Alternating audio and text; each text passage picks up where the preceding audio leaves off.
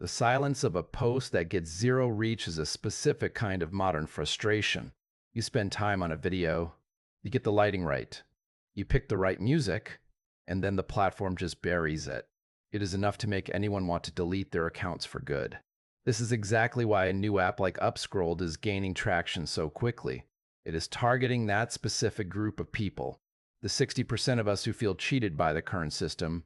The vibe is very familiar. It has that sleek, high-energy feel of the major video and photo platforms, but the soul of the app is completely different. The main selling point is the total lack of a hidden algorithm. Your feed is actually yours again. It operates on a strictly chronological basis. If a creator you like posts something at 10 in the morning, it shows up at the top of your list at 10 in the morning. There is no mystery. There is no wondering why you are seeing a post from 3 days ago instead of what is happening right now. It removes that weird feeling that you are being managed by a machine. The app allows for a huge variety of content. You are not locked into just one format. You can do the short, punchy videos that everyone loves, but you can also go back to basics with photos or even just plain text. It feels like a hybrid of everything that worked in the past. The polish for today.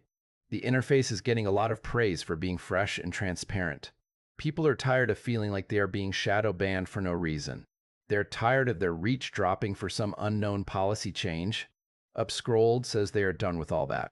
They want to provide a level playing field for everyone. No secret suppression. No choosing favorites. Just a direct line from the creator to the follower. Now, with that said, you have to be careful. This is still a very young project. When you jump into something this new, you are essentially a beta tester. You might run into some glitches. The app might crash occasionally. Or you might find that certain features are not as polished as the ones on the apps with billion-dollar budgets.